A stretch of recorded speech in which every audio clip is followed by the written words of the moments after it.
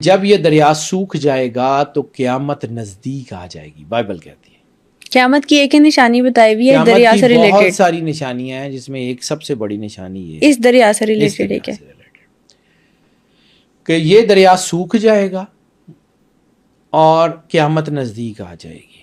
اور سرور انبیاء صلی اللہ علیہ وسلم کی حدیث میں اس کے بارے میں ذکر ہے کہ جب یہ فرات سوکھ جائے گا تو اس کے اندر سے سونے کا پہاڑ ظاہر ہوگا، اور وہ سونے کا پہاڑ لینے کے لیے لوگ آپس میں لڑیں گے، اور ہر 100 میں سے 99 لوگ مارے جائیں گے، اور ہر شخص اس میں سے یہی سوچتا ہوگا کہ جو بندہ 99 میں وہاں جو سروائیو کرے گا وہ میں ہوں گا اور میں اس کو استعمال کروں گا، ٹھیک ہے۔ اور رسالت مآب سرور انبیاء صلی اللہ علیہ وآلہ وسلم بادشاہ کونین کا فرمان ہے کہ اگر تم میں سے کوئی اس پہاڑ کو پائے تو اس میں سے کچھ نہ لے۔ یہ بھی ریفرنس اس میں جیسا ٹھیک کہ ہے آپ نے بتایا منع کیوں کیا جاتا ہے؟ بیٹا، اصل میں انسان کو بہت ساری چیزوں سے منع کیا جاتا ہے۔ شریعت جو ہے وہ بہت ساری چیزوں کو، یعنی شریعت میں حلال اور حرام، جائز اور ناجائز کی چیزیں ہوتی ہیں، اور اللہ کہتا ہے کہ تم نہیں جانتے، میں جانتا ہوں، تمہیں نہیں پتا، مجھے پتا ہے۔ تو بعض اوقات وہ چیزیں، جیسے فرض کیا کہ بچہ اگر ماں باپ کو کہے کہ میں نے جو ہے وہ کسی گن سے کھیلنا ہے تو ماں باپ گن دے دیں گے؟ نہیں۔ اسی طرح اللہ 70 ماؤں سے زیادہ پیار کرتا ہے۔ اگر لوگ یہ کہیں کہ ہمیں یہ دے دے، اور اللہ کو معلوم ہو کہ یہ ان کو نقصان پہنچائے گا، یہ ان کے اندر تباہی لے کے آئے گا، تو پھر بیٹا یقیناً اللہ وہ نہیں دیتا نا، یقیناً۔ ٹھیک ہے۔ اب وہ میں نے پہلے آرک آف کوننٹ کی بات کی تھی، یہ آرک آف کوننٹ کو کیوں ڈھونڈ رہے ہیں، تابوت سکینہ کو کیوں ڈھونڈ رہے ہیں؟ کہ وہ جو پیکٹ اللہ نے ان کے ساتھ کیا ہوا اس کو ریوائیو کر سکیں۔ تو اللہ کی مرضی یہ ہے کہ یہ ان کو اس وقت ملے گا جب یہ سرنڈر کریں گے، تو وہ یہ کر نہیں رہے، تو وہ نہیں ملے گا۔ تو آرک آف کوننٹ حضرت ابراہیم علیہ السلام کی اولاد میں سے ان کو ملنا ہے جو سرنڈر کریں گے، اللہ کی ول کے اوپر چلیں گے، وہ سارا کچھ کریں گے۔ اور پھر ان کا جو سب سے بڑا آئیکن ہے وہ امام مہدی علیہ الصلوۃ والسلام، وہ حضرت عیسیٰ علیہ السلام۔ تو آرک آف کوننٹ تو ان کے پاس آئے گی، وہ ان کے پاس ہوگی۔ اب یہ آرک آف کوننٹ اہم کیوں ہے، یہ سمجھنے کی بات ہے بیٹا۔ اللہ نے وعدہ کیا ہوا ہے کہ میں تمہیں عزت دوں گا، تمہیں فتح دوں گا، تمہاری اولاد کو کھانا دوں گا، تمہیں ملک دوں گا، ٹھیک ہے۔ اللہ نے ابراہیم علیہ السلام اور ان کی اولاد سے وعدہ کیا ہوا۔ اب ان کی اولاد کا ایک حصہ یا زیادہ لوگ جو ہیں وہ نافرمان ہو گئے، اللہ نے وہ اپنا پیکٹ جو ہے وہ معطل کر دیا کہ ٹھیک ہے تم کر لو۔ جس دن یہ قوم ساری متحد ہوگی، اللہ کے سامنے سرنڈر کرے گی، اللہ اس کو جو ہے وہ دوبارہ وہ جو ہے اس کو پیکٹ کو ریوائیو کر دے گا۔ اب وہ جو سونے کا پہاڑ ہے اس کے اوپر لڑائی ہوگی، اب اس میں جو لڑائی ہوگی اس میں پھر 80 جھنڈوں کا ذکر ہے۔ یعنی جب سونے کا پہاڑ نکلے گا تو حضرت امام مہدی علیہ السلام والی جنگ ہو رہی ہوگی؟ اس سے پہلے شروع ہوگی بیٹا یہ جنگ۔ آرمگیڈون جو ہے وہ اس کے درمیان میں کہیں عیسیٰ علیہ السلام اور امام مہدی علیہ السلام کا ظہور ہے۔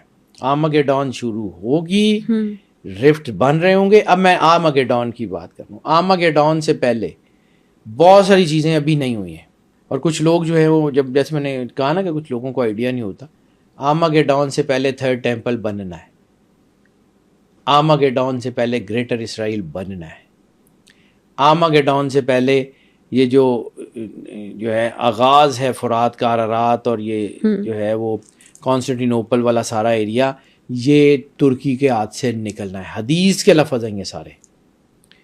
جب سرور انبیاء صلی اللہ علیہ وآلہ وسلم نے فرمایا ہے کہ عمران البیت المقدس، تو عمران جو ہے وہ 3 چیزوں میں عبدالسلام عارف صاحب کو سنتا ہوں، is a very good man, is a very learned man. Indeed انہوں نے جو 3 چیزوں کا اس کا ترجمہ کیا ہے، ایکسپینشن، پراسپیرٹی اور کنسٹرکشن، ٹھیک ہے۔ دنیا کی بڑی ایمبیسیز بن رہی ہیں ادھر یروشلم میں، دنیا کی بڑی کمپنیز اپنے آفیسز وہاں لے کے جا رہی ہیں، ایکسپینڈ ہو رہا ہے، وہ یہودی آبادکاری ہو رہی ہے، پاپولیشن وہاں کی بڑھ رہی ہے۔ تو بیٹا یہ جس طرف چیزیں جا رہی ہیں نا، یہ ہونا ہے۔ یہ خود سرور انبیاء صلی اللہ علیہ وآلہ وسلم نے فرمایا۔ نیگیٹو طاقتیں مضبوط ہوں گی تو پازیٹیو طاقتیں ان کو کنفرنٹ کریں گی. اور ڈگیاں نلتے بیٹا کو پہلوان بھی نہیں لڑتا. جو پہلے گر گیا ہو اس سے کوئی نہیں لڑتا. تو اس کا مطلب ہے کہ انہوں نے طاقتور ہونا ہے. فرعون طاقتور تھا تو موسیٰ علیہ السلام کو بھیجا گیا. نمرود طاقتور تھا تو ابراہیم علیہ السلام کو بھیجا گیا. اسی طرح مکے کے لوگ بہت طاقتور تھے, وہ اپنے آپ میں جہالت میں وہاں تک پہنچے ہوئے تھے کہ سرور انبیاء صلی اللہ علیہ وسلم کو بھیجا گیا. یزید اور یہ ساری جو سلطنت تھی یہ طاقتور ہو گئی ہوئی تھی تو امام حسین علیہ الصلوۃ والسلام کو بھیجا گیا. یہ اللہ کا سسٹم آف بیلنس ہے. اور یہ جو پازیٹیو طاقتیں ہیں آخر میں انہوں نے پرویل کرنا ہے. حق کا راستہ, حق کا راستہ, حق کا راستہ اللہ بار بار کہتا ہے. ٹھیک ہے. اور پھر اس کانٹیکس میں دیکھیے گا کہ الحق مع علی و علی مع الحق. اسی کانٹیکس میں دیکھیے گا کہ جب اللہ کہتا ہے, جب سرور انبیاء صلی اللہ علیہ وسلم کے فرمان ہے کہ اے اللہ حق کو ادھر موڑ دے جدھر کو علی جائے, تو کبھی سمجھیے گا کہ یہ جو اولاد رسول ہے, آل رسول ہے, سرور انبیاء صلی اللہ علیہ وآلہ وسلم, بادشاہ کونین کا گھر ہے, اس کو چنا کیوں؟ ایک تو ابراہیم علیہ السلام سے, آدم علیہ السلام سے اس کو چن لیا اللہ نے, انہی کو جو ہے وہ فضیلت دی, انہی کے لیے سارا کچھ بنایا.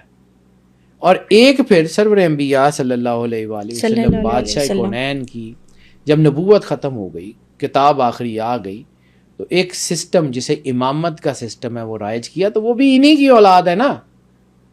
وہ مولا علی علیہ الصلوۃ والسلام سے لے کے مولا صاحب الزمان تک رسول اللہ کی اولاد ہے نا, انہی کا گھر ہے نا, انہی کو چنا نا, انہی سے ہی کام کروانا ہے نا. مولا سجاد نے سرور انبیاء صلی اللہ علیہ وآلہ وسلم بادشاہ کونین کے نام لے کے جب خطبہ دیا تو آپ نے کہا کہ ہمیں رسول اللہ صلی اللہ علیہ وآلہ وسلم سے وراثت میں 8 چیزیں ملی.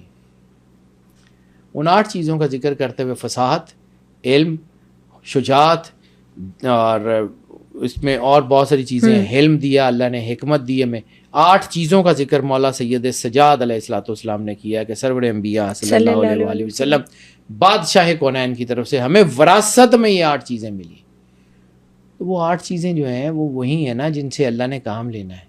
میں آپ کو بار بار کہتا ہوں کہ میرے لیے نص ہے, میرے لیے حکم ہے, میرے لیے اس سے آگے کچھ نہیں ہے جو سرور انبیاء صلی اللہ علیہ وآلہ وسلم کی زبان اطہر سے نکل گیا.